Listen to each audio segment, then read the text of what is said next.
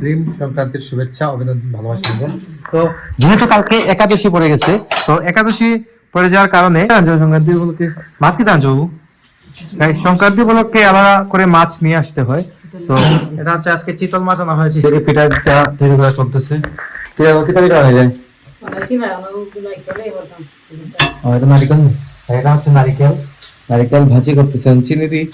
তেল লাড়ু নেই, এটা হচ্ছে তিলের লাড়ু তৈরি হয়েছে, আমি খাইছি, একটা খাইছিলাম। আর এদিকে পিসিমণি পান তৈরি করতেছেন, পান খাবেন তুমি? দেন পান।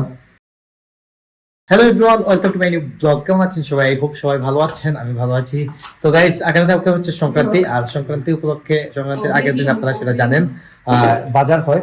সংক্রান্তি উপলক্ষে যে বাজারটা হয়, আর বাজারটা আজকে হয়ে গেছে। আর সবাইকে প্রথমে অগ্রিম সংক্রান্তির শুভেচ্ছা, অভিনন্দন, ভালোবাসা নেবেন। তো যেহেতু কালকে একাদশী পড়ে গেছে, তো একাদশী পড়ে যাওয়ার কারণে তো আজকে আমরা সংক্রান্তি পালন করছি। তার মধ্যে আজকে পালন করছে বলতে কি, আজকে থেকে শুরু হয়েছে আর কি। তো কালকে আমরা খাওয়া দাওয়া করতে পারবো না সংক্রান্তি উপলক্ষে। তো আজকে কি তাই জানো, সংক্রান্তি উপলক্ষে মাছ কিনতে আনছো বাবু? তাই সংক্রান্তি উপলক্ষে আলাদা করে মাছ নিয়ে আসতে হয়। তো এটা হচ্ছে আজকে চিতল মাছ আনা হয়েছে, এটা চিতল মাছের পেটি মাছ দেখাচ্ছেন, চিতল মাছ ভাজি। তারপর হচ্ছে মাছের মাথা দিয়ে ডাল, তারপর হচ্ছে চালের রুটি। আর এটা হচ্ছে রুই মাছের তেল, ওইটা এটা হচ্ছে রুই মাছের তেল, আর সাথে ভাতও আছে। আর এটা কি মাছ? রুই মাছ নেই, রুই মাছ দেখো ফুলকপি দিয়ে রান্না হয়েছে, ফুলকপি দিয়ে আলু দিয়ে। তো এইগুলাই রান্না হয়েছে আজকে। আর সংক্রান্তি, তো সংক্রান্তি উপলক্ষে আমরা বিভিন্ন জাতের মাছ আনা হয় বাজার থেকে, বিভিন্ন জাতের পিঠা তৈরি হয়, মাছ আনা হয়, মাছ দিয়ে চালের রুটি দিয়ে তৈরি করা হয়। সেটা বলছো মানে? আচ্ছা, ওকে, সমস্যা নাই, সমস্যা নাই, একলা সপ্তাহ মানে এটা জানা হয়ে যাবো। হ্যাঁ, তাই মা বলতেছেন একসাথে সবকিছু খাওয়া যায় না, একসাথে বানানো যায় না, অনেকটা কষ্ট হয়ে যায়। তো সমস্যা নাই, এক এক দিন এক একটা খাবো, প্রবলেম নাই। তো তো আজকে রুটি পিঠা তৈরি করেছেন, তো আজকে রুটি মানে চালের রুটি, মাছ টাছ দিয়ে খাওয়া হবে। আর আগামীকালকে হয়তো কিছু একটা হবে, যেহেতু কালকে একাদশী।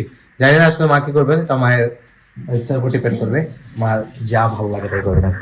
তো এখন খাওয়া দাওয়া করবো। তো আমার ইয়ে কই, আমারটা নিলাম।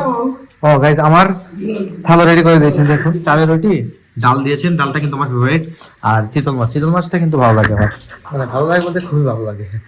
যাই হোক, খাওয়া দাওয়া করবো এখন। আর আপনারা অবশ্যই ভিডিও শেষ অব্দি সাথে থাকবেন। তাই এদিকে এখন হয়ে গেছে সন্ধ্যা, আর আমাকে কিছুটা ফ্রোজ করে দিয়েছেন। প্রথমে এটা হচ্ছে ক্ষীরা, তো ক্ষীরা খেতে ভালো লাগে, ক্ষীরার জন্য অনেক জল থাকে আর কি। যাই হোক, তো এদিকে পিঠা তৈরি করা চলতেছে। পিঠা পিঠা হয়ে যায়।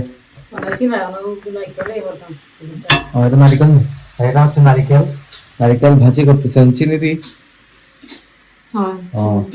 গুড় দিয়ে ভালো লাগে।